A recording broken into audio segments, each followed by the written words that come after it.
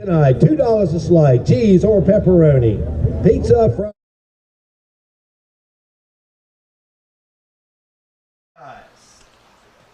Remember, kids, all foul balls returned to the concession stand are worth a free popsicle. So return those foul balls.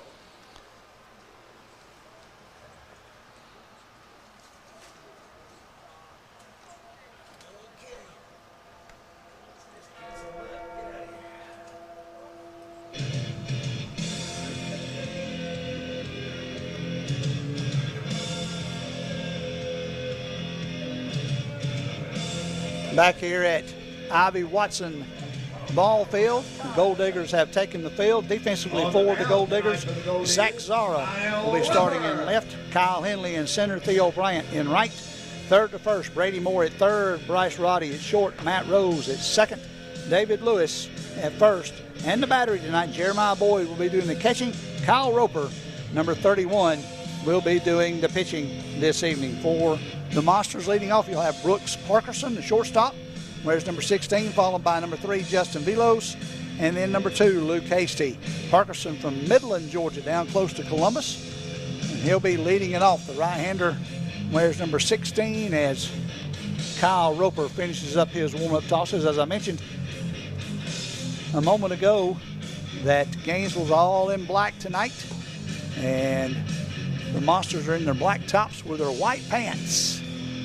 I think a lot will get a little dirty out there after they wet the field. You don't think, Mike? Yeah, I'm more worried that it'll be kind of confusing when runners are on. Who's a Gol'Digger and who's a Monster, both wearing those black tops. Have to see the white pants, won't exactly. you, for sure? Yeah. That could be a little confusion. I think the gold might help them stand out because the Gainesville gold is a little bit brighter than the Monsters gold is. They finish up. Jeremiah Boyd's tossed down to the bag to Matt Rose. Umpires, as assigned by the Sun Belt League, step in. Brooks Parkerson will stand in first as we get ready for the first pitch. The PA, the music man, goes silent, and we are ready for action here from Ivy Watson. Hazy afternoon, Vic, and the little clouds have rolled in now, so it's not bright and sunny like it was. But as Brooks and Jeremiah have a conversation there at home plate, the right-hander stands in. Parkerson awaits the first pitch from Roper. Here it is. Outside, 1-0. What I've seen a lot of this year is they'll start off 1-0 or 0-1, and depending on that first pitch, you may go that way this bottom of the inning also. The 1-0 pitch is strike on the corner, 1-1. Everybody regular depth. The grass is pretty green here at Ivy Watson. Got a lot of camps going on, I understand. The 1-1 pitch hit him.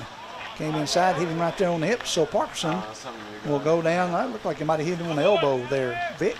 Yeah, just grazed him, and interesting because Roper got that outside corner on the last pitch previous to that, and then try to go inside on the batter, Parkerson, and just too far inside, and I think, right, caught his arm, forearm, or maybe his elbow. And I think he was in there, and he came in a little bit too. He came in and got that right elbow or something. So due up now, Justin Velos, pitcher, designated hitter this afternoon from Columbus, Georgia. Justin, the left-handed hitter, number 3. And they get taken off of all of his extra equipment down there, giving it to the first base coach. Can't see how many hit-by pitches Roper's had. He's only had 2 free passes, though, with 19 strikeouts. Wow, that ratio is pretty dang good. Yeah, he's done well this year throwing the ball. He looks in, gets his sign from Jeremiah. The pitch. High and outside, 1-0. Roper, he's pitched 11.1 innings this year. Giving up 8 hits, 1 earned run, 2 runs total, 1 earned run. Why his ERA is at .79. The 1-0 pitch now outside, 2-0. I'm even more impressed by the fact that he's 2-0, which is huge here in the Sun Belt League. It's very hard to get a win, considering that most starters don't go 5 innings. 5 innings, exactly. He's 2-0. He's got 19 strikeouts versus 2 walks. Strike on the corner. 2 balls, 1 strike now to Justin Velos. On deck is Luke Hasty. Looks like Jeremiah Boyd still sporting his Middle Tennessee State catching gear. He's worn that blue all season long. It doesn't really go with I guess everything goes with black. That's it. Back over to first. Back in time is Parkerson. Got under the tag from Lewis. 3-man crew officials here. What we've used all season. I'm glad that we do that. Last year, some games we only had 2, and I think that extra set of eyes in the rotation helps when you have multiple base runners. Toss over again is a little high to Lewis, and Parkerson back in under the throw. And a third say. Both guys disagreeing with each other. You got another one in there to break the tie. There you go. Never thought about it that way, but there you go. I like that. 2 balls, 1 strike to Velos. Roper looks in, the pitch. Outside corner, strike 2. 2-2 now. 2 balls, 2 strikes to Justin Velos. Velos, like I said, is pitcher, designated hitter. They're down to just a couple extra guys this evening due to vacations, and this was originally their off week where they didn't have any games, and Gainesville didn't play Monday and Tuesday, so this was the time they could make it up. Swung on a miss, struck him out. So out number 1 here in the top of the first inning with a strikeout by Kyle Roper. And Number 2 2, strikeout total Luke gives him 20 Hasty. now on the season. Brings up Luke Hasty, right fielder, number 2 from Phoenix City, Alabama, right across the river from Columbus. Roper looks in, gets his sign. The pitch, line drive out into left center. Kyle Henley on the run, makes the grab for out number 2. I tell you what, Kyle can get on it out there. He's a Georgia Tech prospect. From Number over in Cumming, 15, Georgia, played at Denmark Chase High School. And Evans. he just makes his strides look nice and easy out there, doesn't he? I was just about to say he's like gliding over there to make that grab. It seemed very easy. For me running out there, it would not be so easy. I make that same call when the guys are on first base. I'll say they got a 4-step lead, which would be about 8 for me. So I understand totally. 2 outs now brings up Chase Evans, the third baseman, number 15. Left-handed hitter awaits the pitch. Throw over to first. A little bit closer to play. But the Parkerson gets back underneath. Evans from Lawrenceville, Georgia, kind of close to home. Open stance in the left-handed batter's box. The pitch from Roper. Runner goes out into center field. Henley on the run, grabs it as he slides into short center field for out number 3. So 4 men come to the plate, 3 men are retired. No runs on no hits. 1 man left on base after a half inning. Your score 0 for the Monsters, and with your the Gol'Diggers coming to to bat. bat. Ladies and gentlemen, I want to remind you, nothing is more American on the 4th of July than baseball, hot dogs, and fireworks. Field, as the Gol'Diggers will be taking on the Waleska Wild Things with a fantastic fireworks display immediately following the game. Food trucks, ice cream trucks, and fireworks. Plan to bring the family on Monday night for some exciting Sun Belt League action.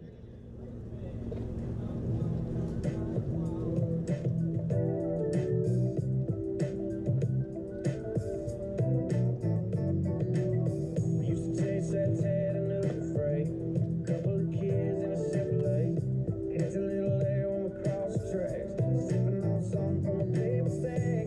Hang your shirt on the maple lamp. Slipping through the moon to the riverbed. Wasn't very long, I was jumping in. I guess I'm still doing now what I was doing then. Chasing you like a shot of whiskey. Burning. So upon us, Gainesville will send up Bryce Roddy, Matt Rose, and Jeremiah Boyd here in the bottom of the first inning. Defensively for the Monsters, Jonathan Williams in left, Zion Morris in center, and Luke Hasty in right.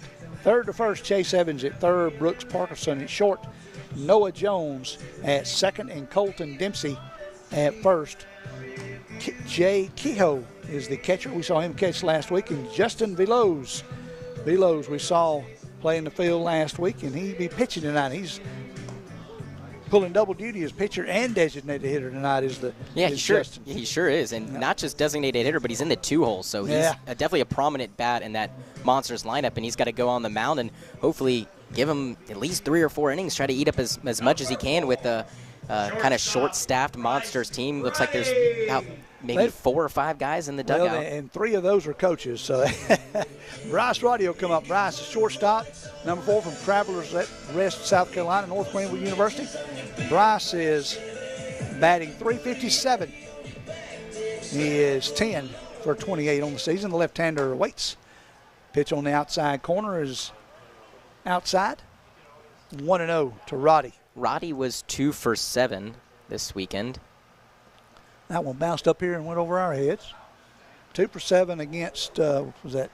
That was the Blues, gotcha. or the Bucks, excuse me. The Bucks this past weekend. Gotcha. Drove in 3 runs.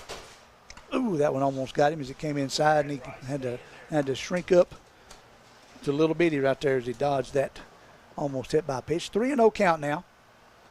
Milos looks in. Here's the pitch. Right down Peachtree. 3-1 to Roddy.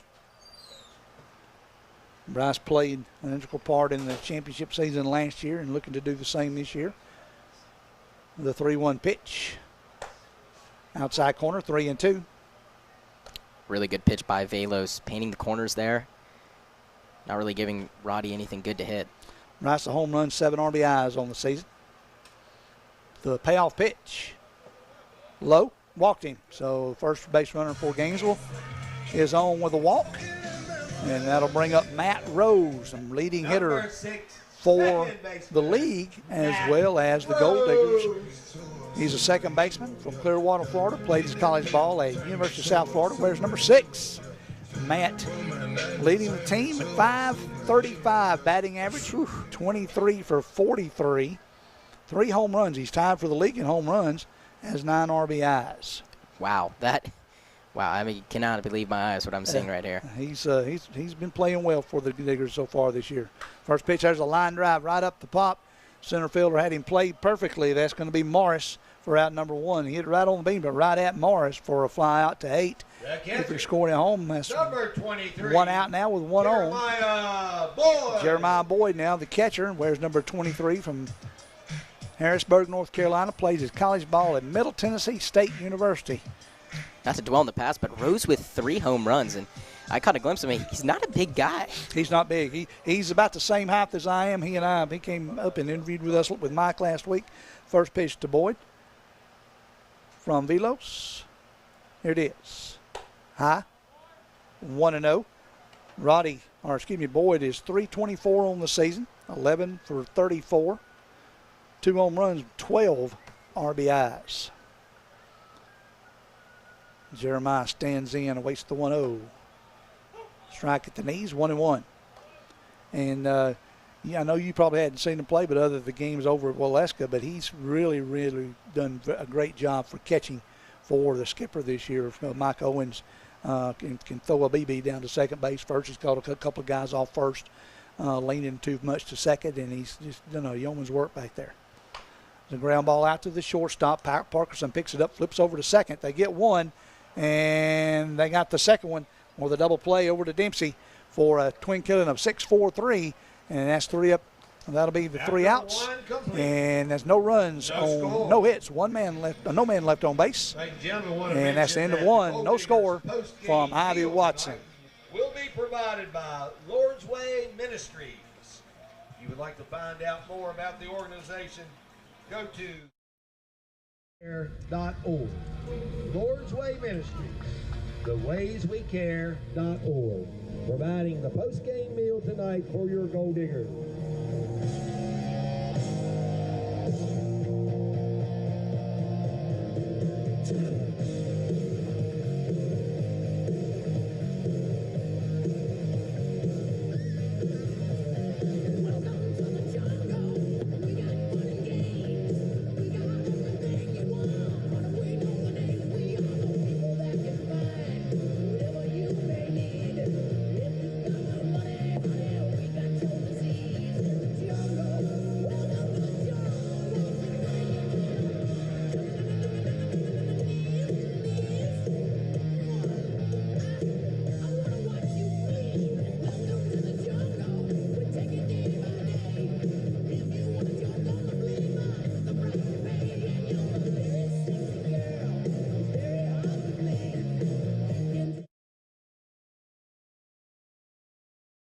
Had a runner on base. Gainesville was erased with a double play.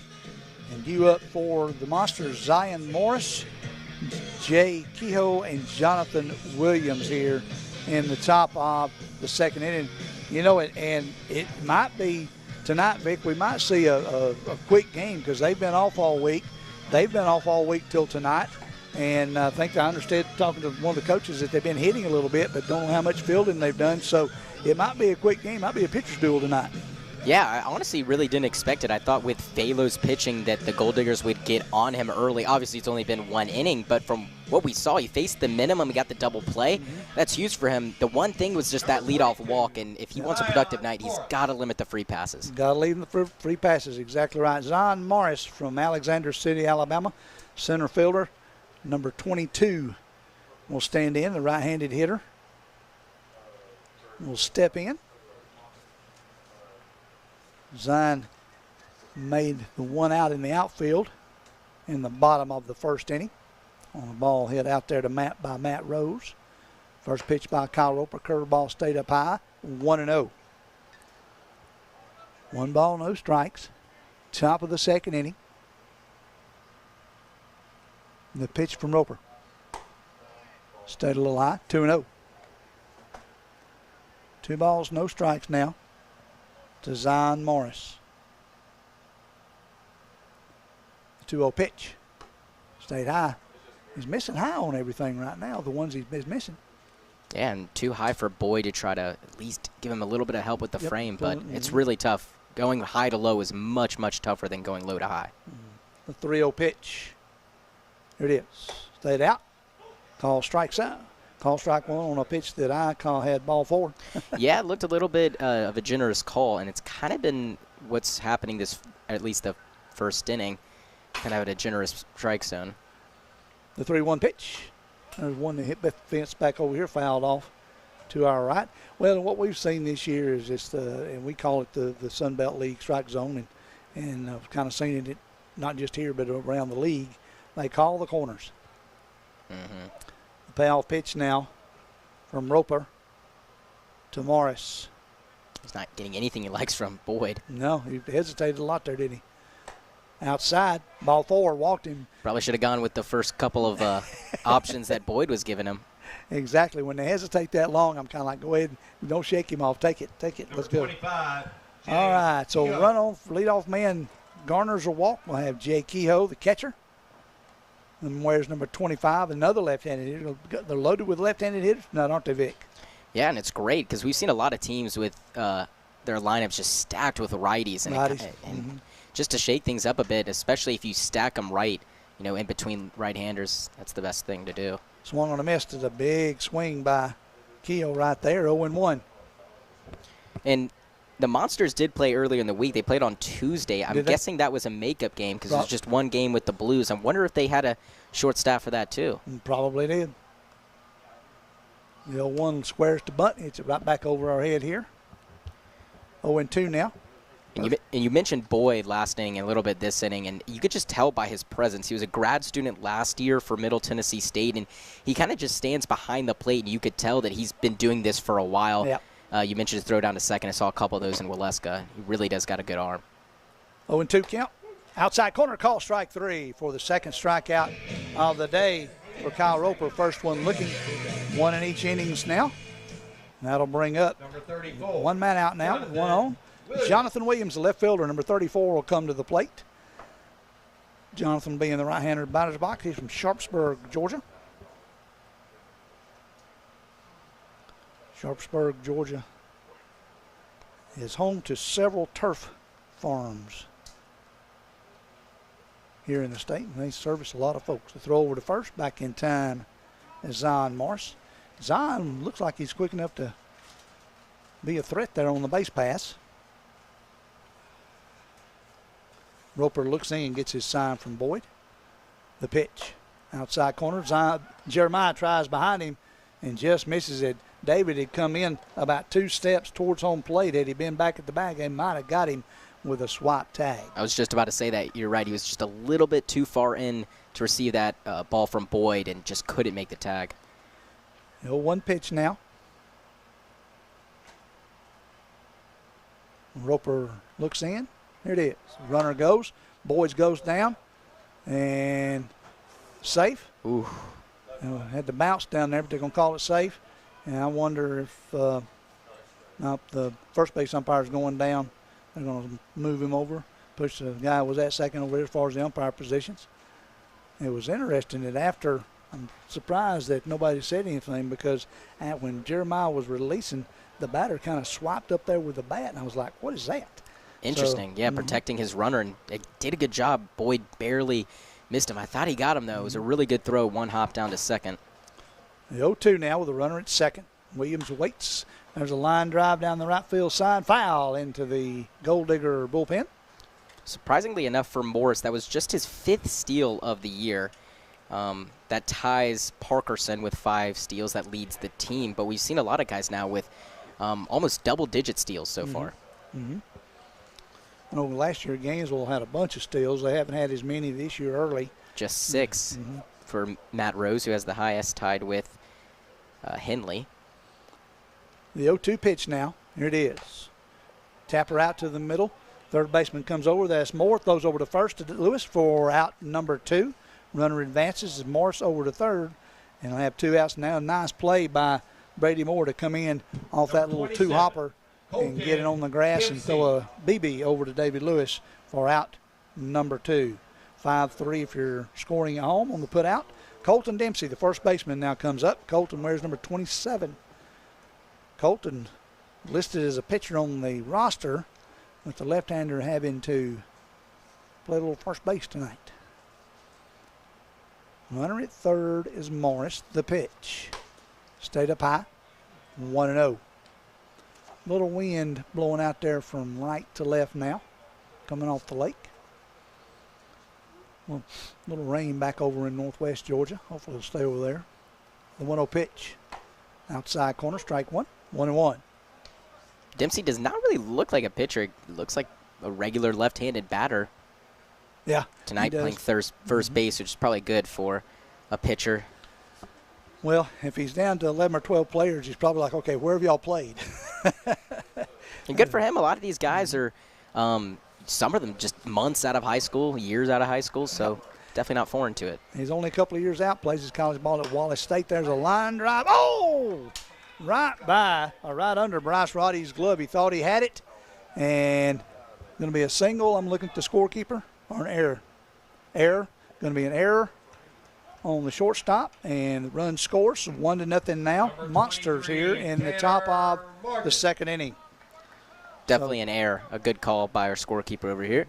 But that ball, I think that Rose just misplayed it, thought he could catch it right before it hit the ground. If anything, I think he should have just taken one step forward and gotten that ball kind of right eye level with him. Well, Roddy's at short, and he kind of stood there waiting on it. The pitch now is Tanner Martin, the extra hitter. Where's number 23 is at the plate now. But Bryce was kind of waiting on it to get there, and I think it looked like the bottom might have dropped out of it. Right as it got to him, and boom, it was out in the outfield. That top spin. Swung on the mist. Strike 2. Yeah, like low looping drive. Yeah, you're right. That top spin kind of made the ball dip down right at the last second. And for those of you that's watching at home on the YouTube channel, if you saw him swing, it looked like it probably had top spin on it from the hitting it out there, as it probably what messed Bryce up there at shortstop. The pitch to Martin. Here it is. Fouled off the catcher's mask on Jeremiah Boyd. They give Jeremiah a breather for a minute as the home plate umpire goes out and tosses the next ball to Kyle Roper. You know, I've seen a lot of good sportsmanship between the players and the umpires this year, Vic, is something like that when he thinks the catcher might be shaken up or when they actually are shaken up.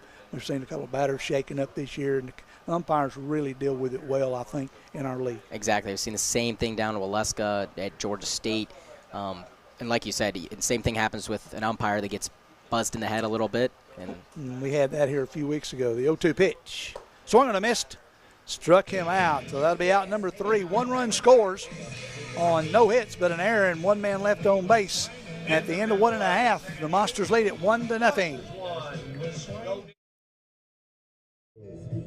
Fans want to remind you, anytime you can't make it out to Ivy Watson Field, Tune in to 97.5 Glory FM for all the action. Joe and Vic bringing you the play-by-play tonight and a post-game wrap-up. 97.5 Glory FM.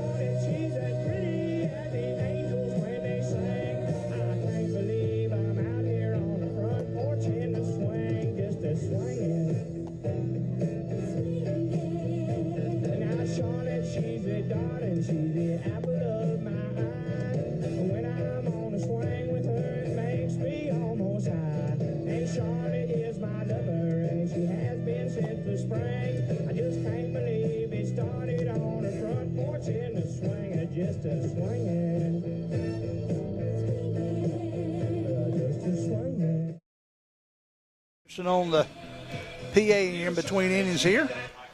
David Lewis, Zach Zara, and Brady Moore due up here. 4, 5, and 6 hitters for the Gol'Diggers. David Lewis from Honoree, South Carolina, North Greenville University guy. And David wears number 27, playing first base tonight. Steps in there and moves some dirt around over there next to the inside part of the batter's box. David stands in. Lewis batting .222. First pitch to him is swung on and missed. 0-1. Lewis .222 on the season. 6 of 27. 2 RBIs, a home run. Strike over the inside corner. 0-2.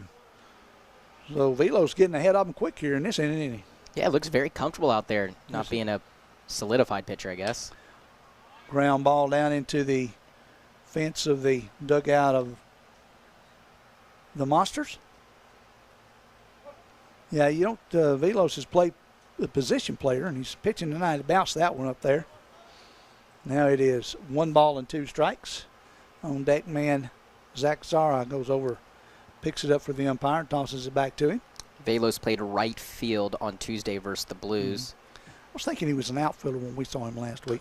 There's a ground ball tap foul over the third base side. 1 ball, 2 strikes still. I don't know if he's using his outfielder's glove. It looked kind of small to be an outfielder's glove. He might have a pitcher's glove and play with a smaller one there, yep. 1-2 pitch as Velos looks in to his battery mate, Kehoe. That one almost hit him, came inside. 2 balls and 2 strikes. He's working really quick, too. He's not taking a lot of breaks, and I guess it's helping him so far. We've noticed that with several pitchers. We'll talk about that in a second. The 2-2 pitch. Ground ball between the 5 and 6 hole for a base hit. David Lewis reached out there and hit that one solidly for a nice base hit into left field. Zach Zara now, first base hit, our first hit of the game for either team. And Zach Zara, left-handed hitter, wears number 20. Left fielder from Greenville, South Carolina. Plays his college ball at North Greenville University. Left-hander awaits the pitch from Velos. High, 1-0. 1 ball, no strikes. Nobody out here, bottom of the second inning. The Monsters lead it by 1. The pitch. Outside corner, 1-1. Zara just has 4 hits on the year, one of them being a home run. He's driven in 4 as well. Only 19 at-bats, though. Now, he came in late in North Greenville and got here a little bit late. Some of the other guys, that one's outside, 2-1.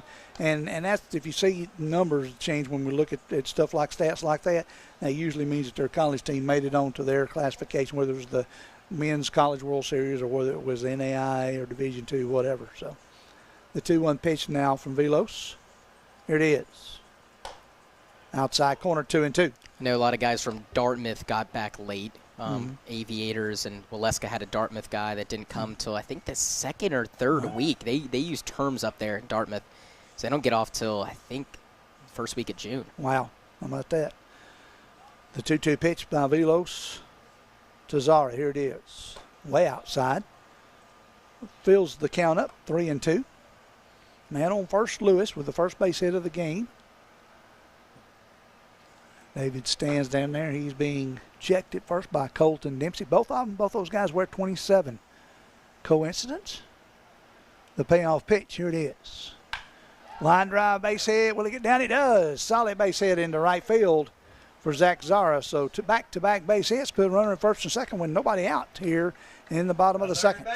I don't know if you saw David Lewis, but he was already well on his way to second base. So if that ball was somehow caught in right field by Luke Hasty, he was in big trouble trying to get back. He would have had to get back. That would have been tough right there. And the way it started the ball, and then it fell, so the humidity might be helping to make it sink some tonight. Brady Moore comes to the plate, the third baseman, number 7, right-handed hitter. Talking Rock, Georgia. Northwest Georgia Mountains. The pitch from Velos as he checks the runners. Outside, 1-0. Brady on the season, 379, 11 for 29. 2 home runs, 10 RBIs on the season.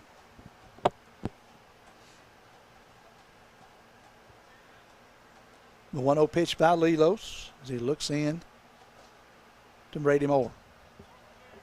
Here's the pitch. Outside, 2-0. And if I'm not mistaken, it's the heat that makes the ball travel more, and it's the humidity that kind of knocks it down. So that's what would happen right there on the yes. So with this game, they're kind of playing both of them. The humidity's knocking it down, but the heat's also carrying it out. But with no sun, I would assume that the humidity takes over most of the control. 2 balls, no strikes to Brady Moore. Velos checks the runners. Here's the pitch. Inside, 3-0. First time that he's gone 3-0 to a batter tonight. So let's see what Brady's doing. I'm sure he's taking all the way on this one. Yeah, Velos definitely lost some of that control that he had back in the first inning. For Brady Moore, 5 at-bats. That was on Saturday, I believe, and he had 2 base hits and scored a run. Productive Saturday. The pitch. That one gets away. Ball forward, the runners will move up on the walk. So 2 hits and a walk to load the bases for the bottom half of the order now, as Kel Strickland will come up next. Kel's an EH tonight from Watkinsville and just committed this week to Auburn University. Congratulations to Kel. Strickland is at .417 on the year, 10 of 24, 7 RBIs. See what Big Kel can do right here. He's caught some this year, throwing a couple of guys out at second. The pitch. Line drive is going to be out into left center. It's going to fall. One guy will score. Here comes Zach Zara. Zach Zara will come in. He'll score. So a 2 RBI single by Kel Strickland to give the Gol'Diggers the lead 2-1. Wasn't super hard hit by Strickland, but dumped it right in the right spot. And shallow left center field, and got the job done. It was actually hit soft enough so that both could score before the left fielder Williams could even pick it up. Well, you knew it was going to be in the ground. It was a little bit in the gap, not but enough for the left fielder to get over and get it. But it still, Zara was on the move and was able to score standing up. So a 2 RBI single by Strickland gives the Gol'Diggers the lead. Hayden Murphy, the EH tonight, number 21. He was the pitcher of the week in the Sunbelt League last week, I understand. And he's hitting well, too. In just 12 at-bats, he's got 5 base hits. One of them is a double, and he's driven in 2 runs, also walked twice. Hayden's batting .417 also. How about that? And Neil Hayden from Chula, Georgia. No, yeah, that's correct. He's also an Auburn guy. Probably talked Kel into joining him down there. The right-handed hitter awaits the 1-0 pitch. Out, so pulls it in for a strike. Yeah, that seemed a little too generous almost. But Mike and I have seen that this year. So, It's kind of very different between umpires. I've seen very generous strike zones and some that you could be as close as you can get, and they will not give you anything. No help at all. That's right. 18 inches, buddy. That's it. The 1-1 pitch. Here it is. Ground ball out to the second baseman. Jones goes over, flips it to his shortstop. He's going to call man out over there. He was coming out, so the man at second will be out. He was trying to come out of his hand, out of his glove with it. So they're going to say that he's number 15, Theo. They're going to call him safe, or they're going to say he's out at second. Yeah, I thought he was. And Hayden Murphy on the fielder's choice will be on at first. So we'll have runners at first and third now. And Theo Bryant will come to the plate. 4-6 on the put out. First out of the inning. Definitely wanted that double play and definitely needed it too. Yep, that would have helped him a bunch right there. Theo Bryant will come up from Conley, Georgia, Tennessee Tech man. See if he can get unwound here. Theo 154 on the season. First pitch to him is inside, 1-0. Now I'm watching, glancing at Brady Moore. Brady's really coming down the line on the delivery, trying to make them think about it. Dempsey holds Murphy on at first. The pitch by Velos with one out. Here it is. Stayed up. They throw behind the man at first. He's safe. Barely got back in. That was close. Murphy don't need to play that far off next time. Good throw by their catcher, Kehoe, right there. Down to Dempsey. Almost got him. And lucky enough for Velos, he doesn't really have to worry about the runner Brady Moore at third since his back's turned to him the whole time. The 2-0 pitch. Here it is. High pop-up. It will be foul when it comes down up here in the trees behind us over the third base dugout. 2 balls, 1 strike now to the Gainesville right fielder, Theo Bryant. We've seen Theo play all over the outfield this year, been the EH, a little bit everywhere.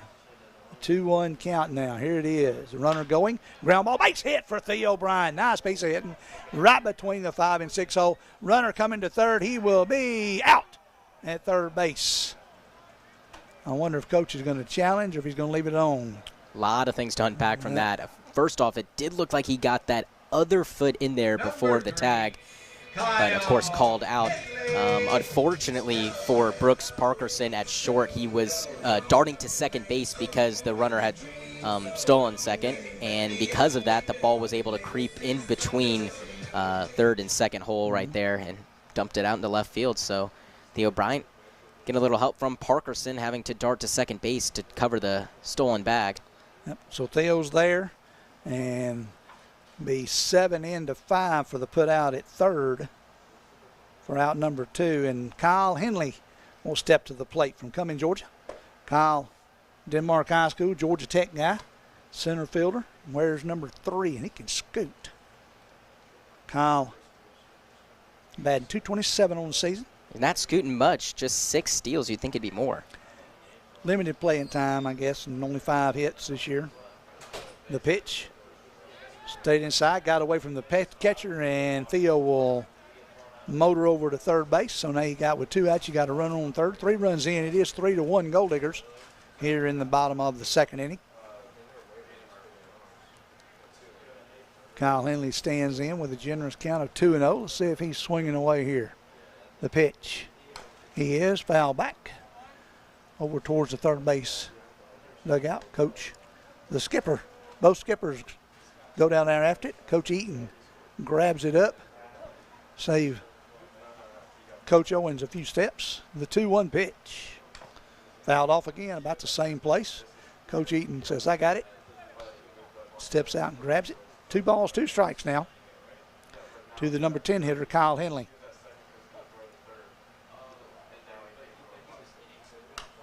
Henley with a foul ball over the right side this time. Good battle. Really filling up the count here. Return those foul balls to the concession stand for a free popsicle. That's a pretty good giveaway. They tempted me on earlier. I told them I was going to let one of them do the play-by-play, and I'd run and get the popsicle. Here's the 2-2 pitch. Stayed outside. 3-2. Fills it up now. I got a little more luck here. Not doing play-by-play right now. I can go grab a foul ball, come back here with a popsicle before I have to say another word. There you go. There you go. The payoff pitch.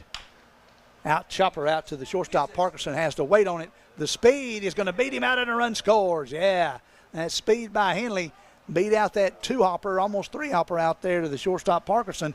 And even with a decent arm, Kyle still beat it out by a good step down there for an RBI infield single. Makes it 4-1 Gainesville. Yeah, nothing Parkerson could do. That ball hit really deep in the hole, and it takes a really strong arm to get Henley, who, even with the perfect throw, I don't even know if anyone would have gotten him. And he couldn't come in on it because if it would have bounced over his head, I'm afraid. Bryce Roddy now walked his last time. Now runner goes, and are they in position? Out of position, and gets in, and they throw it away at first. And Roddy's going to be safe at first. The second baseman Jones was over to get over to it. He got back on his feet and threw it a little shallow. And looking over to see if it's a hit or an error. E3. Gotcha. Going to give the first baseman an error, so an E3 on that one. And we'll have runners at first and third. And Matt Rose will come to the plate. Matt hit a screamer out to center field last time, played by Zion Morris. Showed a little speed and came in and grabbed it. Matt wanted to get busy right here. 2 outs. Runners on the corners. Matt Rose, a fly ball into left field, the left fielder dove and caught it. Right, man, what a nice catch by Jonathan Williams out at the warning track. He leaned out there, and he's a left-hander, so with that right hand dove up over his shoulder and grabbed that one, Vic, for a nice What a play. God, I don't know if I've seen a play that well in summer yet. Very nice. 4 runs on 5 hits. 2 men left on base. And after 2 innings, Gainesville 4, the Monsters 1. Remind you to visit our concession stand for Domino's Pizza, $2 a slice tonight. And the post-game spread for the Gold Diggers tonight provided by Lord's Way Ministries. To find out more, go to thewayswecare.org.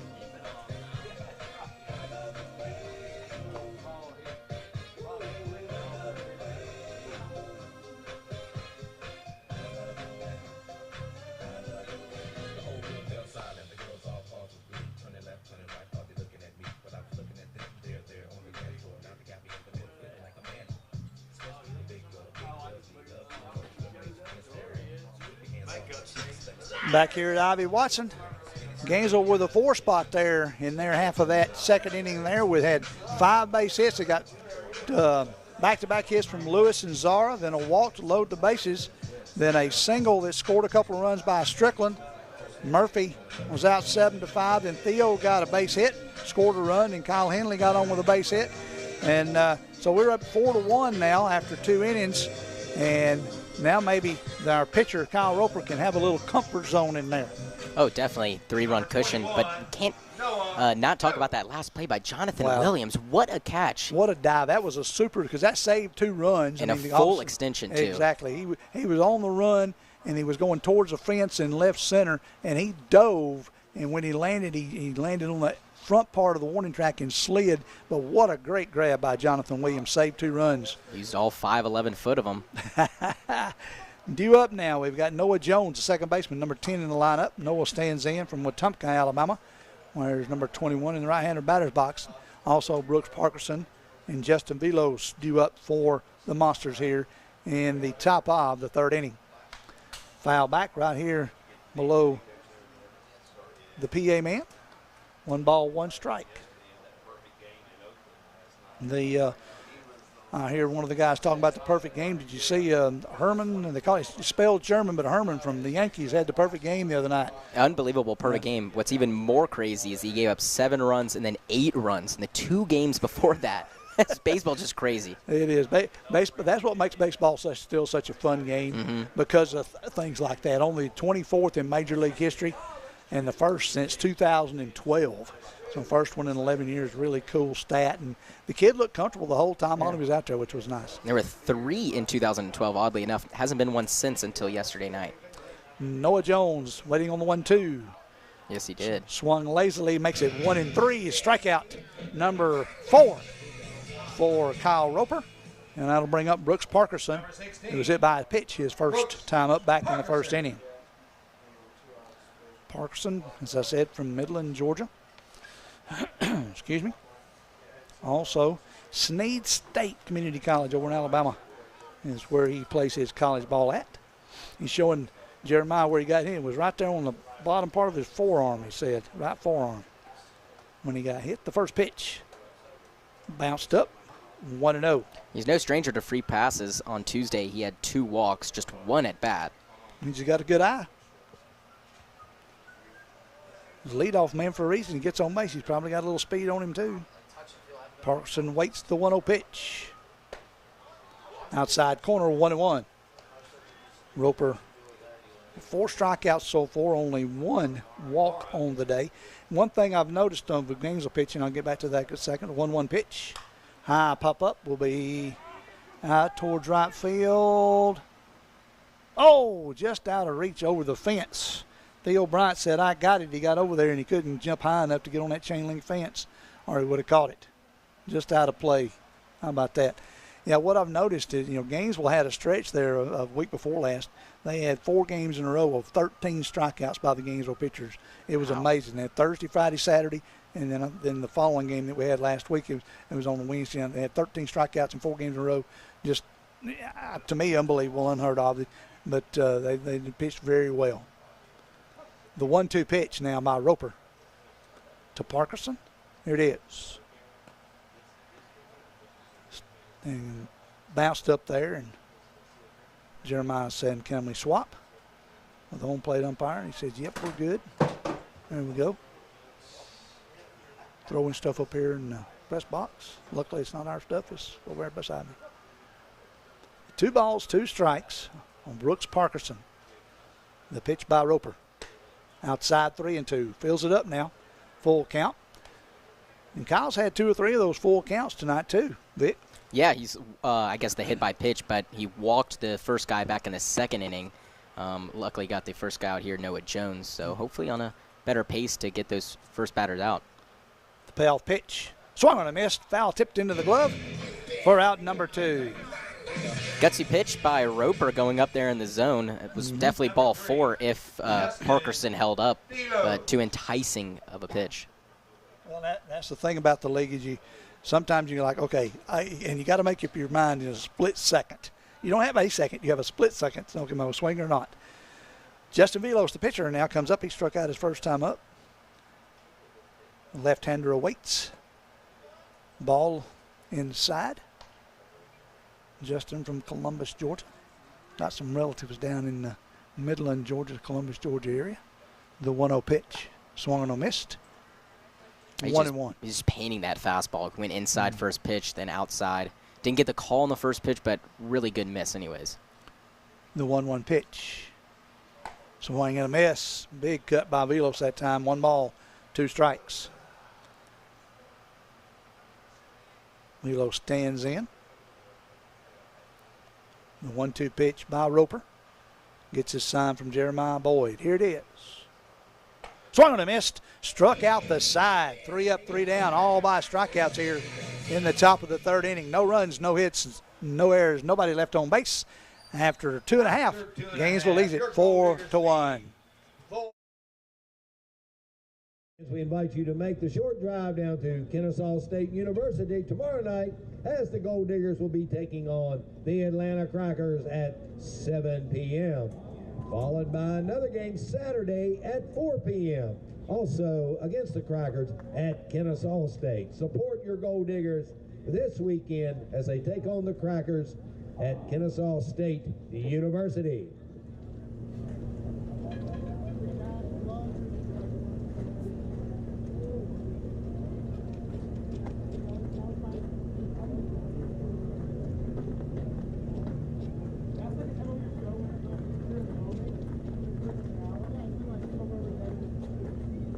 Another reminder, visit the concession stand for Domino's Pizza featured tonight, $2 a slice.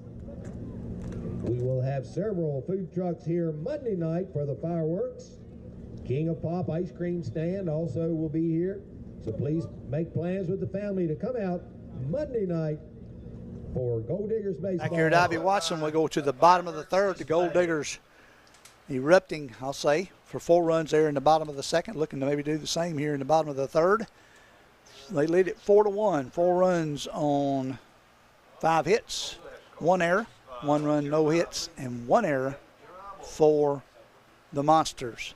Due up for Gainesville here in the bottom of the 3rd, Jeremiah Boyd, David Lewis, Zach Zara lead it off the 3-4 Gainesville here in the bottom of the 3rd.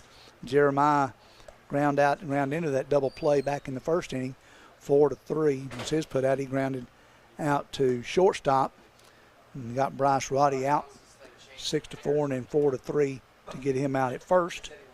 He wants to atone for that, I'm sure, here in this inning. The skipper, Mike Owens, makes his track across behind the home plate area, going over to the third base coach's box. Jeremiah, as mentioned earlier, and you talked about his blue. He's got on his blue back gloves and his blue ankle. Superstitious. All baseball players are. Yeah, exactly right. Exactly right. First pitch by Velos, up high to Jeremiah, 1-0. We talked about superstition a little bit the week before last, and you get into that rhythm. I may not wash my socks for a month if we're doing good, you know. That one bounced away from the catcher. Yeah, whatever helps the team. Yeah, exactly. If you're uncomfortable, it doesn't matter, just as long as your team's winning. That's right. 2 balls, no strikes. We had a kid back in American Legion ball years ago. And here's the 2-0 pitch. Swung and a miss, foul tipped into the glove of Jay Kehoe by Jeremiah Boyd. And he was that way. We get on a win streak, he would not wash his socks. It was like, dude, put your shoes on in the car and come that way. Don't take them off around us. The 2-1 pitch by Velos. Here it is. Inside corner. 2 balls, 2 strikes. Lights are on here at Ivy Watson. A little cloudy now. Still got that haze up in the sky. That air quality alert for everybody. 2-2 pitch. Ground ball foul. Hit hard down. Hit the front of the dugout. And we got some action going down there to the Monsters bullpen. They're going to have some guys going to warm up. Yeah, with those 3 guys headed down to the bullpen, there's maybe a couple guys in the dugout. It looks totally vacated almost. Exactly. You got 2 coaches sitting on the bench and one sitting out front out here. And you got one going to watch for him. Here's the pitch. Stayed inside now, 3-2, full count now on Jeremiah. I wonder if any of their coaches have years of eligibility left that they could come in and help out if need be. You know, it's ironic you say that because Gainesville's first base coach, Halton Hardy, actually does. The pitch stayed up high, walked Jeremiah on 6 pitches. So Boyd on for the first time today with a walk. And that'll bring up David Lewis, who singled to get things started back in the second inning. David upped his average. He was 222, 6 of 27. Now he's 7 for 28. Up to the point or two. Number 27 stands in there. Yeah, Halton Hardy, who's coaching first base for us, he actually had arm surgery after his pitching season this year. It has a long fly ball, going to be a fair ball, but it's going to come down and bounce against the fence. You're going to have a long singles, all that's going to happen. They had to wait to see if the left fielder, Jonathan Williams, would get over to it. He was playing more towards right center or left center and had a long way to go. That one was ripped in a hurry by David Lewis, and it bounced once, hit the wall, and came out for a long single by David. Sometimes you get punished for hitting the ball so hard. Exactly. And that's exactly what happened to David Lewis. Very different from Strickland, who got it was a 2 RBI single, and he just looped it over the shortstop and much softer hit, but fortunately the left fielder couldn't get to it in ample amount of time to get a runner out.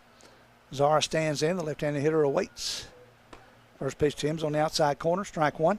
Zara 1 for 1, singled his last time up. The left-hander stands in from Greenville, South Carolina native. The 0-1 pitch from Velos. Here it is. Oh, didn't mean to. Hit it forward down to the third baseman. They'll only have one play. Third baseman Evans will pick it up, step on the bag at third for the force out. So a fielder's choice, but you'll have runners still at first and second with an out there at third as the third baseman Evans picked it up and stepped on third to get out Jeremiah Boyd. 5 unassisted if you're scoring a home. Still runners on first and second. Brings up Brady Moore. Brady walked and scored his first time up today. Brady, 379 coming in and still there. So you're telling me the first base coach for Gainesville could go into college and be like, I got still a couple years of eligibility to play? Yeah, he's still got eligibility, and he's plans on being back here. There's a strike pitch to Brady Moore. And I talked to him earlier this season. He said he plans on being back next year to pitch, depending on how his season and recovery and everything goes. Hadn't started doing any working yet, but you can see they had some Tommy John surgery, high pop-up over towards out of play, but the first baseman's going over. It'll bounce out of play just over the fence for strike number 2 on Brady Moore. So, yeah, Halton is coaching this year. He wanted to come back, enjoyed it so much, and he's doing the Instagram stuff work for him. So he's on social media a lot. If you follow the Gold Diggers on social media, on Instagram. He doesn't look too much older than these guys. He's not. He's about the same age as Wow. most of them. The 0-2 pitch now. Brady. Strike 3 called right there at the top of the strike zone for out number 2. And that is going to be strikeout number 1 for Velos on the day. Extra hitter number 16. And now we got an extra hitter, Kel Strickland. Kel got a base hit his first time up, got a couple RBIs, then was put out 4-6 on the next batter from Hayden Murphy.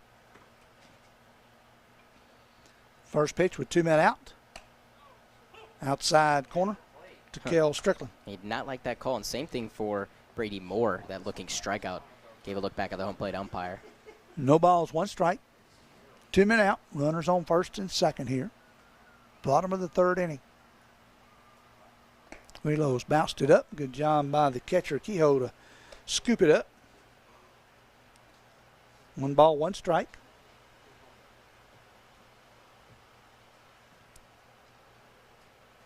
EH, the first of 2 EHs back-to-back. Strickland stands in with a 1-1 count. The pitch. Almost hit him, came inside there. 2 Tigers back-to-back in the lineup, both hitting extra hitter. Yep. Kel Strickland and Hayden Murphy. Both will be at Auburn this fall. Yeah, I hope next time you see that, we'll be at Auburn in the game. The 2-1. Bounced up, 3-1 now. Well, and with Hayden being a pitcher, Kel being a catcher, I bet they'll be working on that a little bit this fall down at Auburn. We talked about it earlier, definitely. Throw pins together in practice, and hopefully we'll get in a game together. 3 balls, 1 strike. Fly ball, shallow left field. The left fielder comes over, makes the grab for out number 3. So no runs on 1 hit. 2 men left on base, no errors. So after 3 complete innings, Gainesville leads it 4-1. 4-1. Remember, fans, listen to all the Gold Diggers home action on 97.5 Glory FM. Joe and Vic bringing you the play-by-play tonight, as well as post-game wrap-up. 97.5 Glory FM.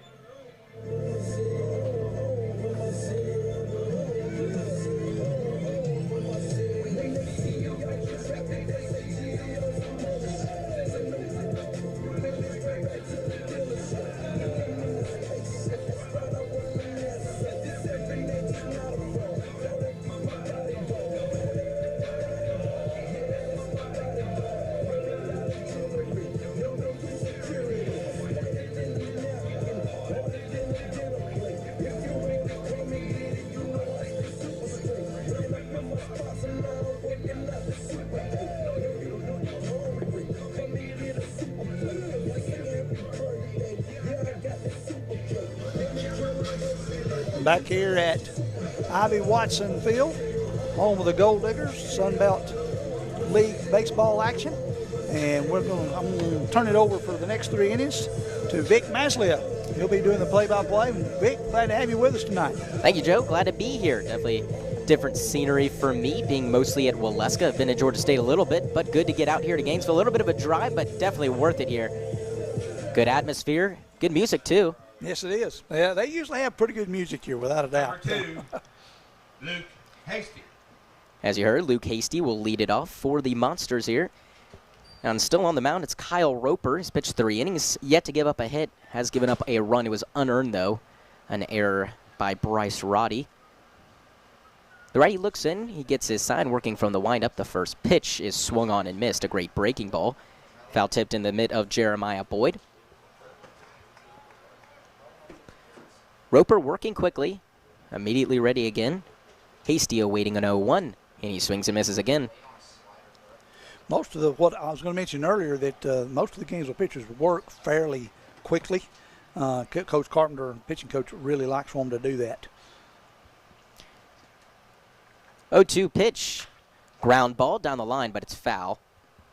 And working quickly, as long as you keep it consistent, that's kind of the biggest deal and biggest part of that. Anything that kind of messes up your mojo, but getting in the head of hitters requires you to be inconsistent, not being too predictable. 0-2. Ground ball. It's the third baseman Moore coming over. The peg to first base is in time. A good stretch over there by David Lewis at first base. One down for Chase Evans, who's manning third base tonight for the Monsters. Mark that as a 5-3. Evans flew out to the center fielder, Kyle Henley, in his first at-bat back in the first. That ended a first, which plated 1 run. Brooks Parkerson came around to score. Or excuse me, that was in the second inning. All the runs coming in the second inning so far. Big swing and a miss from Chase Evans, falling to a knee. In front. He swung out of his shoes on that one almost, didn't when he went down to a knee. Wow. I've seen some guys take some hard swings this year, but that was probably the hardest. Roper looking for the same result with an 0-1 pitch. Here it is. Grounded foul. And once again, Roper ahead of 0-2. If he can keep this up, be very productive, giving up just 1 run. And he's breezing by the Monsters hitters so far. He struck out 6 so far on the evening, only walked 1. 0-2 in the dirt. Good stop by Boyd. No one's on, though. And if I have it scored right, I think all of those strikeouts have been swinging, except for 1 strikeout has been looking. That was to Kehoe. That is correct. That one bounced up there and hit on the top of the thigh or the inner thigh of Jeremiah. So I tell you what, there've been a couple of games Jeremiah's took a beating back there. You've probably seen that at Waleska too with your catcher and around the league this year. Sometimes a catcher can take a beating back there, can't Oh, yeah. Yesterday was pretty bad for our catchers.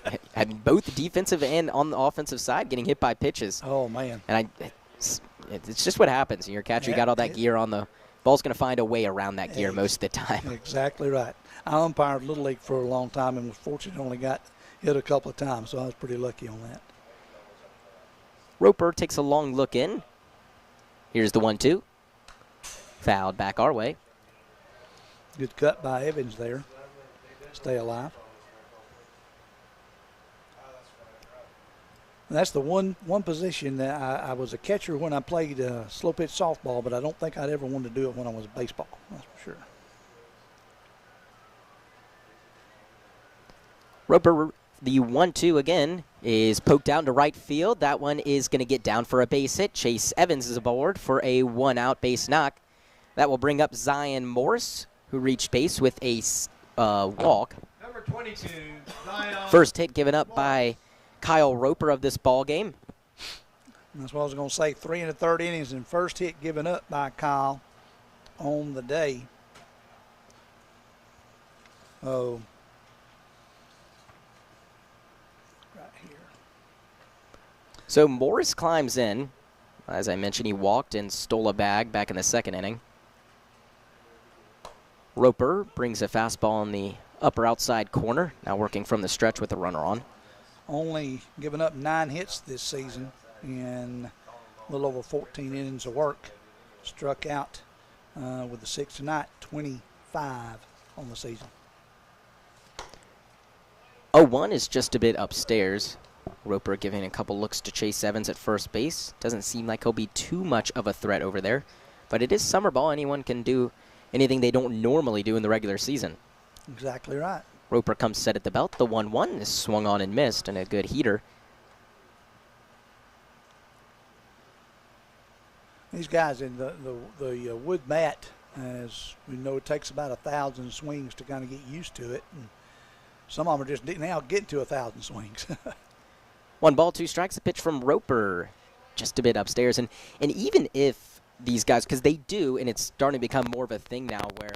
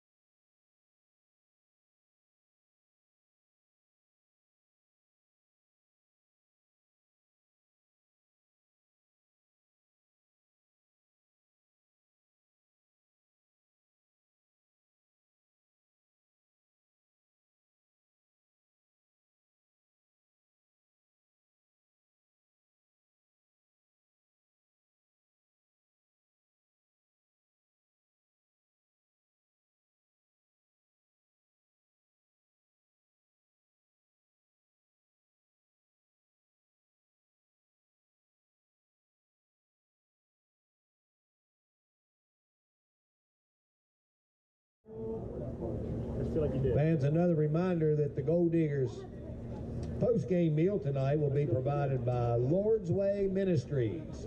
If you would like to find out more, you can go to thewayswecare.org.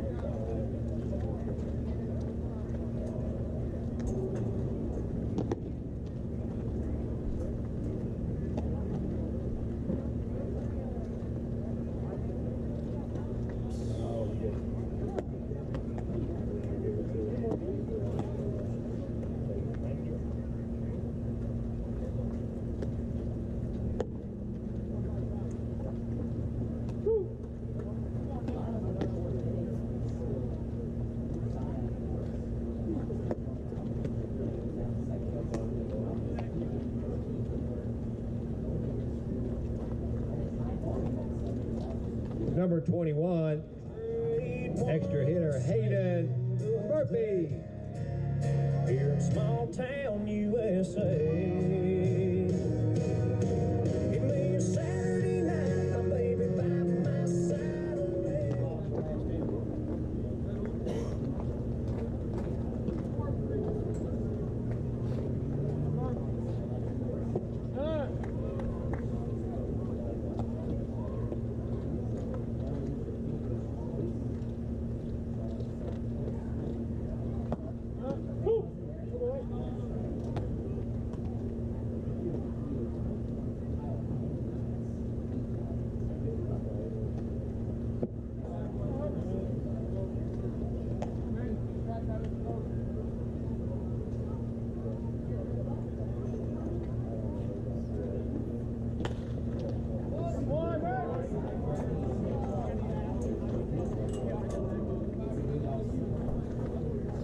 Number 15, Theo Bryant. And we see that's the way. The ice in the sky, them I did a 180, I went up the wrong way.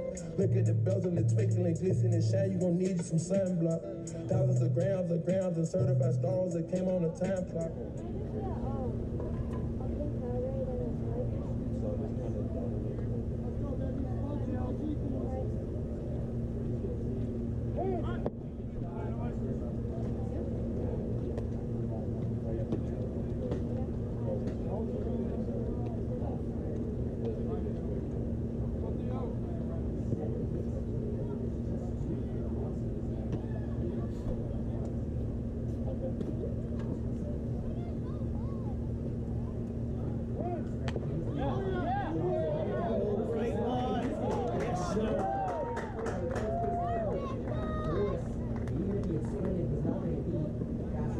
Number 3, Kyle Henley.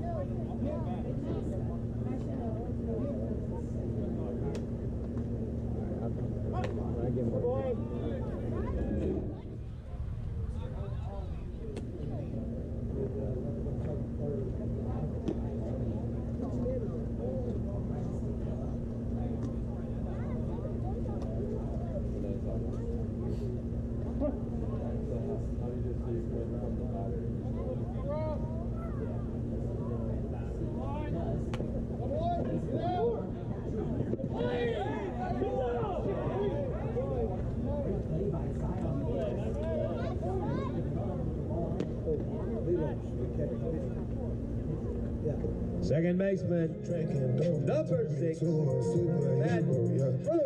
Hit that pill, turn me to a superhero, yeah. Well, my 90s turn me to a superhero, yeah. Metro.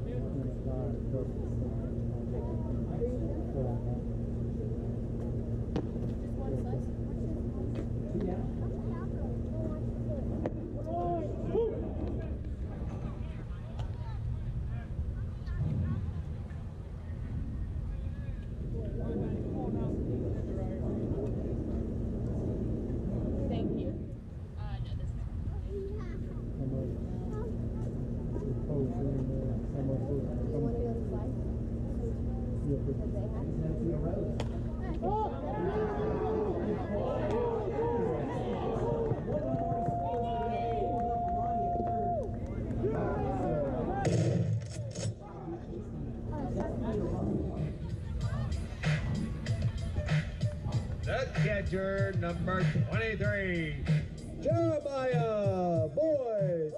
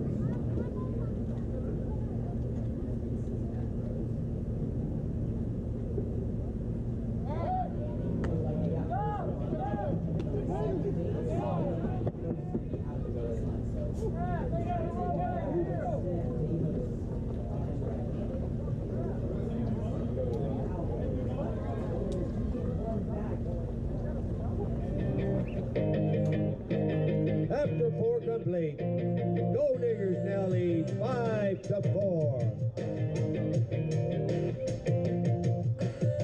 There's a me that I don't really like, a me that says I'm in control till the day that I die. And I don't know why I push, I pull, I fight.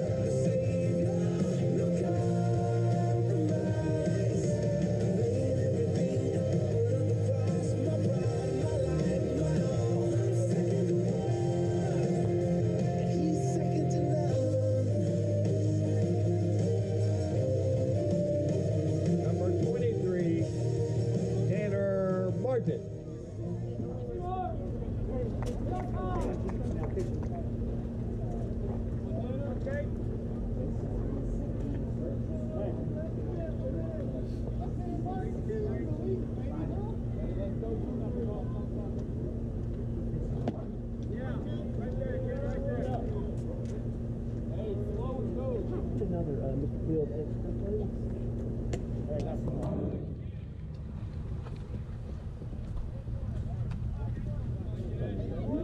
Keep your head still.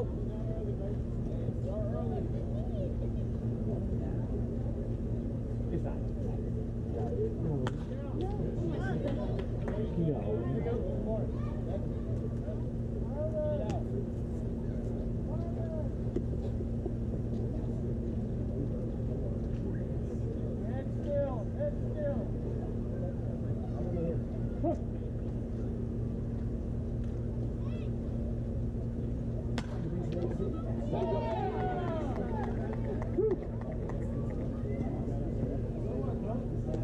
Number 21, Noah Jones.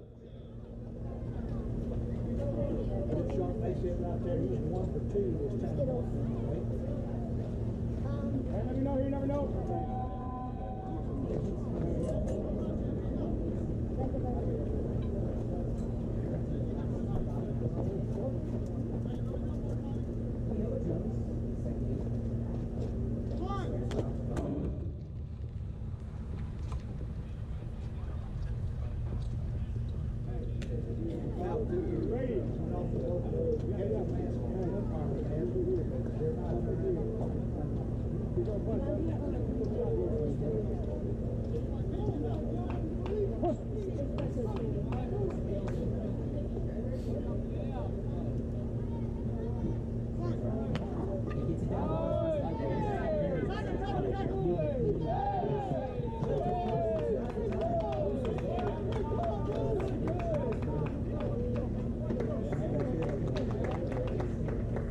Number 16, Brooks Parkerson.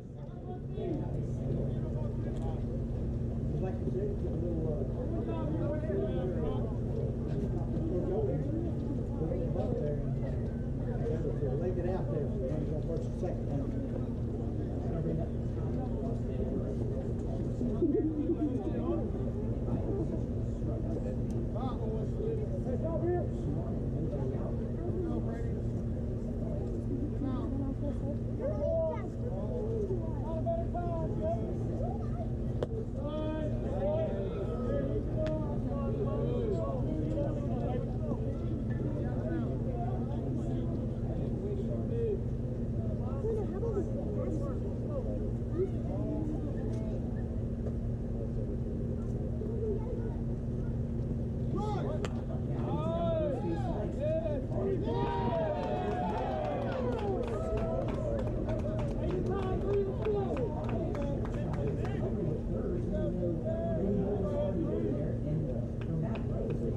Number 3, Justin Velo.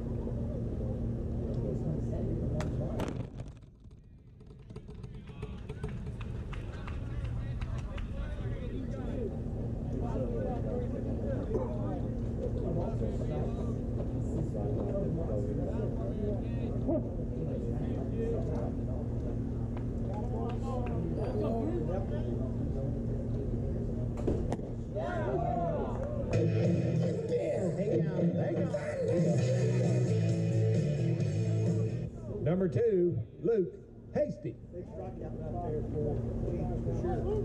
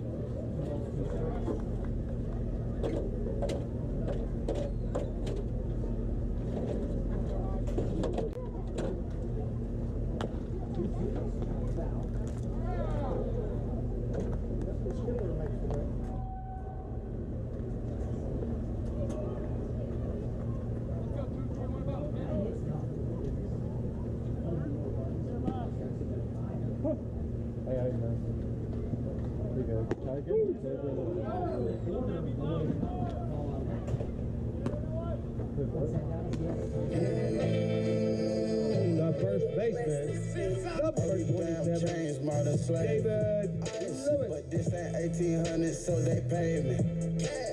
Yeah, shaking my demons off, dipping my drink.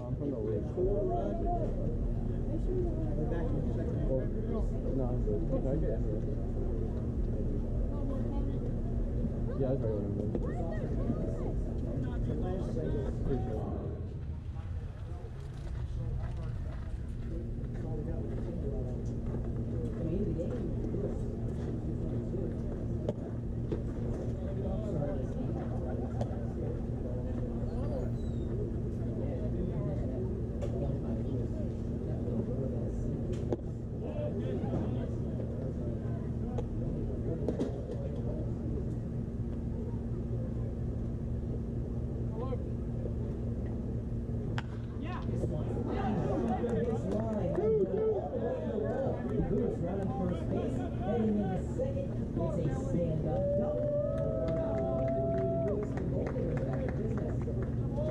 Number 20, Zach Zara. Go to lunch in the Jewish community. I won't tell on the bros for the immunity.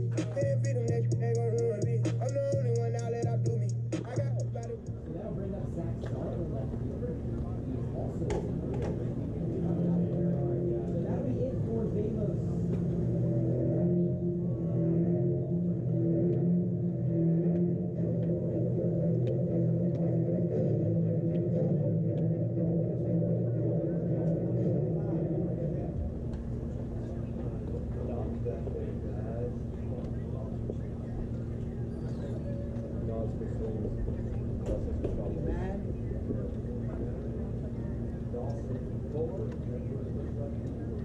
Dawson Fuller, guys.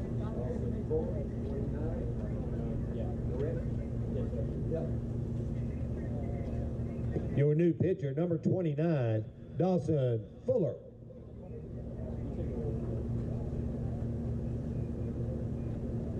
Should change anything, put Fuller down at the bottom, because that reload's still here.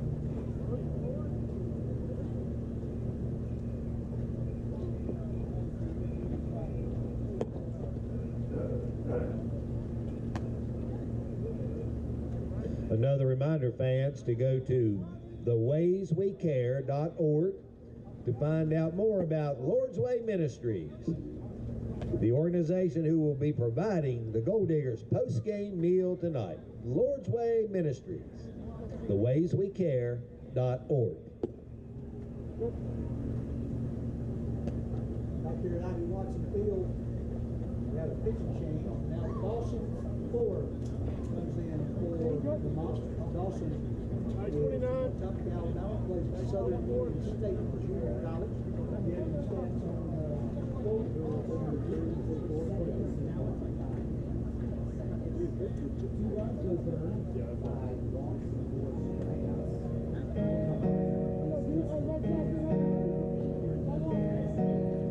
Go to lunch in the Jewish community. I won't tell on the bros for the immunity. Can't feed them next, they gon' ruin me. I'm the only one now let out do me. I got about it.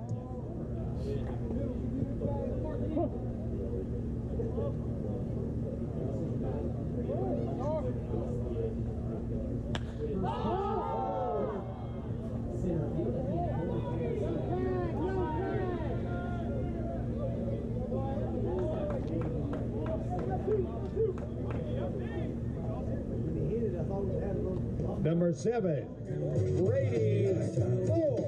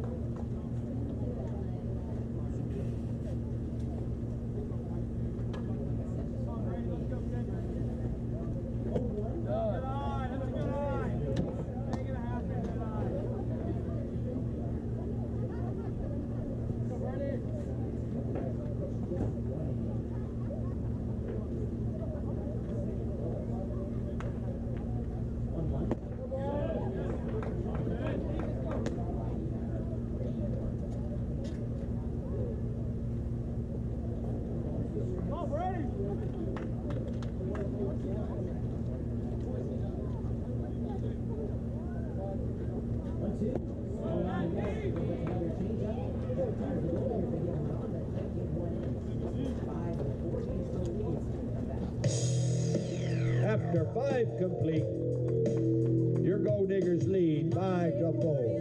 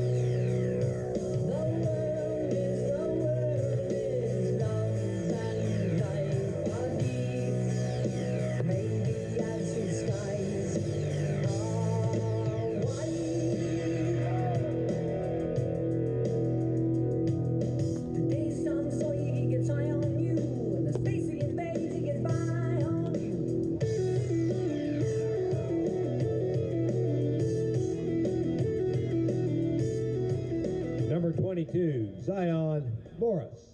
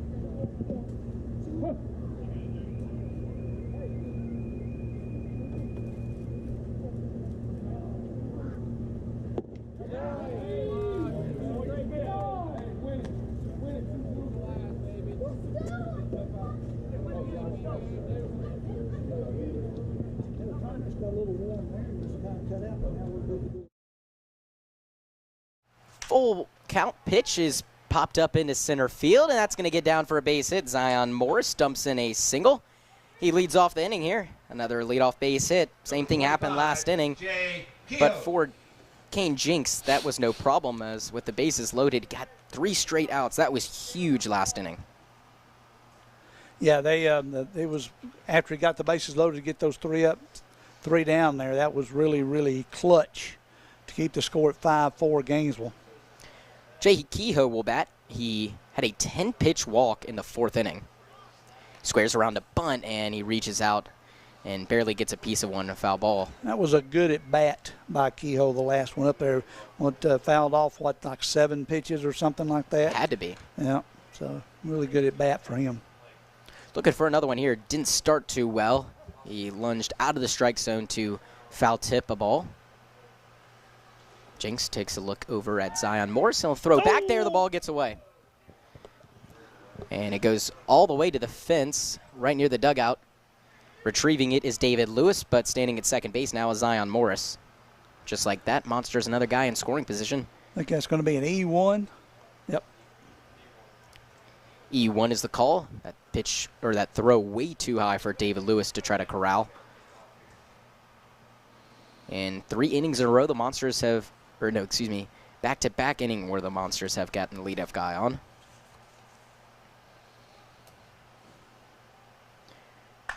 Popped up.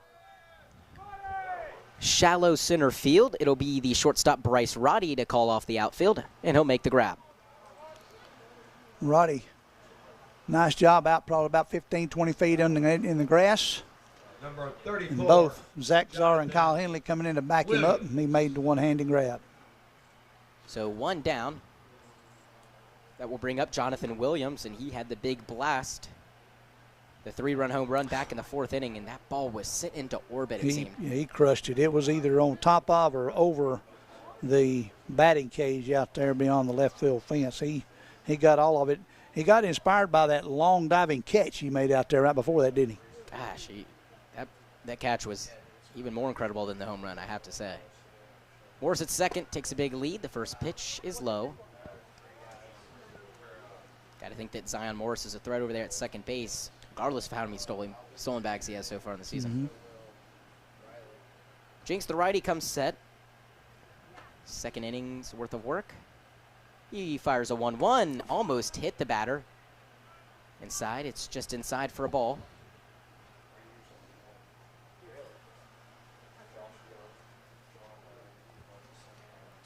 Ten hits for the Gol'Diggers, 6 for the Monsters, but just a 1-run game. A big hit from Williams, plating 3 runs. 2-0, just missed.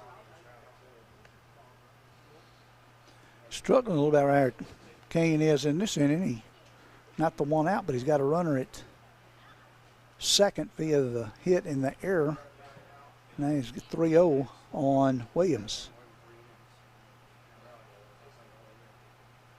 Try to throw a strike, and he does. He gets the outside corner. Jonathan Williams was took a step down to first base trying to sell that ball.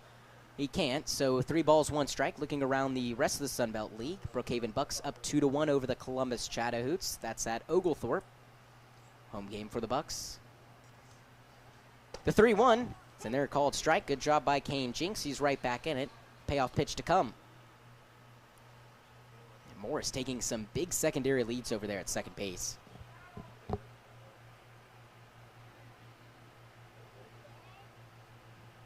Williams awaiting a payoff pitch. The runner goes. Throw is upstairs. The throw down is in time, and he is out. Had to wait for the official call, but from up here, it looked like they got him by a good bit. So Morris is caught stealing at third.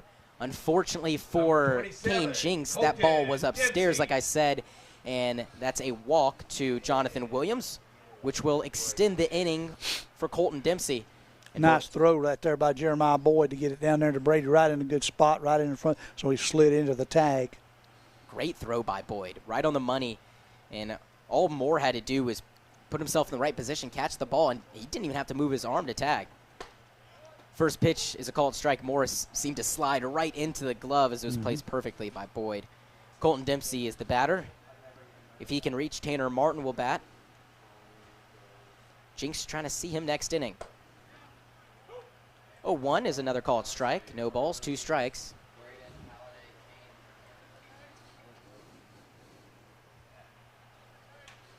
Monsters trying to notch things up at 5 at least. That's in the dirt. Throw back to first, and that gets way away from David Lewis. A wild throw from Boyd, and heading to third base is Williams. The ball kind of got away from Theo Bryant. He finally collects it, throws it in. E2, guys. E2 will send him down a 2-base error. That's the 3rd error on the night for the Gol'Diggers. So a big miscue by Boyd. He launches a ball all the way into the Gol'Diggers bullpen. Not exactly what you wanted in that situation, huh? That ball's cracked foul. 1 ball, 2 strikes.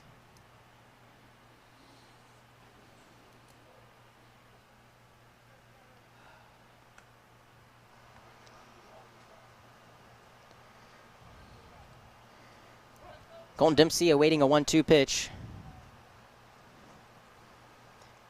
Jinx shakes his head no. Now he gets the sign he wants. 1-2, skips up there. Boyd gets it. Here comes the runner. He is safe. This ball game is tied. Just got away from Boyd. Unfortunately for him, just a little too far. I think they'll rule that a pass ball, I would think.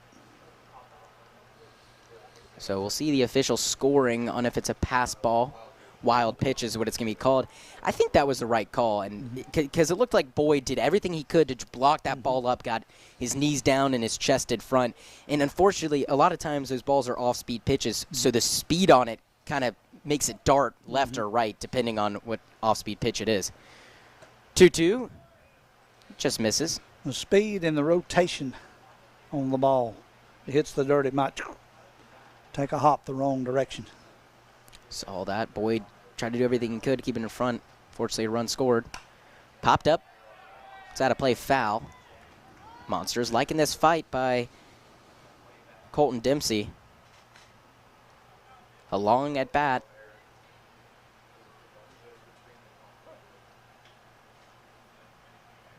Jinx probably sick and tired of battling the batter here. A ground ball to first base. David Lewis has it, no problem. He's going to take it himself. Close play, but he got him. The Gol'Diggers hold the Monsters after just allowing one run. The score is now 5-5 after the pass or the wild pitch from Kane Jinx. We head to the top of the sixth, or the bottom of the sixth inning, bottom of the fifth inning, right? Bottom of the sixth. Bottom of the sixth inning. Yep. All tied at 5. We'll be back in just a moment. $2 a slice, cheese or pepperoni, cold drinks, or Gold Digger merchandise, T-shirts, hats, and other items.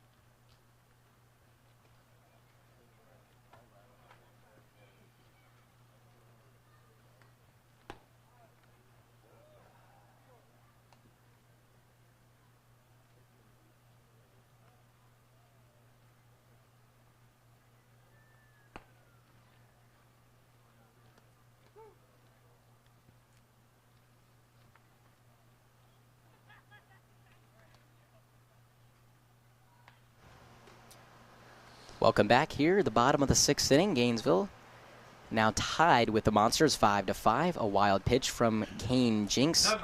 Scored a run. Extra hitter, Cam. So the Gol'Diggers looking to take the lead once again. It's been back and forth. Monsters got on the board first in the second inning. It was 1-0. And then 4 unanswered runs from the Gol'Diggers until the Monsters scored in the fourth inning with a 3-run blast.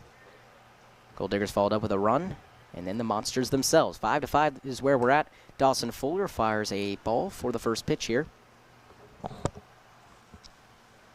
Fuller, a left-handed pitcher, came in last inning to relieve Justin Velos. 1-0 misses upstairs. Batter's Cale Strickland.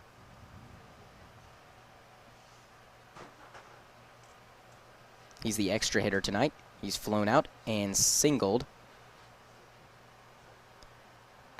Next one misses outside.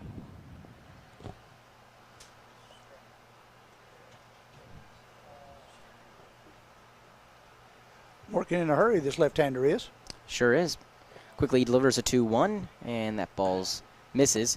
3 balls, 1 strike. A hitter's count to Cale Strickland. Behind him is Hayden Murphy, then it's Theo Bryant.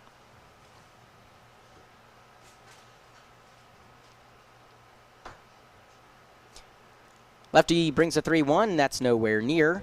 A 5-pitch walk and a leadoff walk for the Gol'Diggers will bring up Hayden Murphy. And just what Gainesville needed after giving up the run last half inning. Yeah, they needed to get a man on there, so they might try and push another run across here. Brings up Hayden Murphy. Hayden 1 for 2 on the day.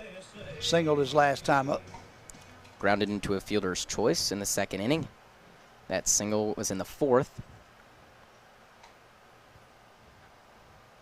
Squares the bunt.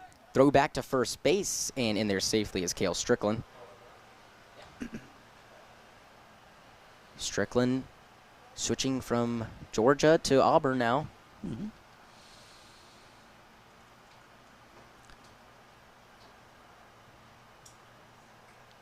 That ball's outside from Fuller. 2 balls, no strikes, and he's had a lot of command issues so far this inning. He's pitched just 1 ball. And seems like he maybe should slow down a little bit. He's still working really fast. 2-0 is popped up foul. It's another good pitch from him. It's going to be out of play over the first base dugout. Decent little crowd here tonight as the weather's held off. Warm, muggy night here at the Ivy Watson Lanier Point Complex out here on the lake. I like how there's no really stands. People bring their own chairs, or you have chairs provided for them, and kind of can sit wherever you want. Couple of sets on either side, and that's it. Yeah. 2 1s in there called strike, and I don't think Hayden Murphy can believe that. It looked like it might have been a tad bit high. That or inside. 2 balls, 2 strikes nonetheless. Fuller trying to find some better command. Here it is. Way too high. No command on that one. Heading down to second base is Cale Strickland. He's standing there. A wild pitch. That was, what they say, was it just a bit outside, I believe, right there. That one just a bit high. High and outside, went all the way to the screen. The catcher didn't have a chance at that one. Lefty comes set. Here's the payoff pitch. Line foul. We've had, I compliment the Gainesville crowd this year. We've had good turnout at all the games. Even last week when it was threatening rain, and had a good crowd up till we had to call out with the rain out in the second game. And might compliment them on coming out and watching the Gol'Diggers supporting them this year. Another payoff pitch to come for Hayden Murphy. Fuller comes set. Here it is. That's down and inside. And another walk. Back-to-back walks will bring up Theo Bryant, who has singled twice tonight. Yep, Theo trying to bump it up a little bit here. He's got 2 singles, stolen base, and scored twice this evening. Last time was a beautiful bunt single between the pitcher's mound and first base, and the corner defenders will come up, first and third will come up to the right around the edge of the grass now. Beautiful bunt for a single in his last at bat. See if he squares around. He does not. Takes a ball low. Corners are in. Middle infield playing for the double play. Nobody out. But we've seen both Team Monsters and Gol'Diggers getting out of jams, big and small. Mm-hmm. We have. Defense and pitchers right at the right time. Got the pitch they needed. Fuller brings a 1-0. That's hit down the line, and a fair ball into the third base line. Scoring is Hayden Murphy. Coming around now is Strickland. He is going to score. A 2 RBI double from Theo Bryant makes it a 7-5 ball game. Just like that, Gainesville takes the lead. And when, you know, Mike and I talked about that we've been waiting on Theo to break out. He's 3 for 3 tonight. Got like 4 RBIs, stolen base, scored twice. Big night for Theo. And, buddy, I'm pointing at you right now. Good job there, number 15. Great night for him. 2 singles and a double. That'll bring up Kyle Henley. And it was Cale Strickland to score before Hayden Murphy. Mm-hmm. But both of them did score. Swung on and missed. Fuller right back to it.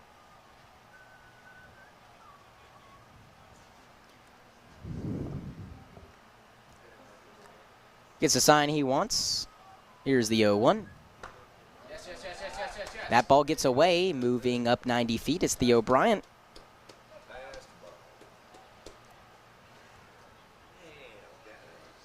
Assume that's a wild pitch or pass ball. Pass ball. Yep. Yeah, it's a pass ball. That yep. could have been corralled by Kehoe.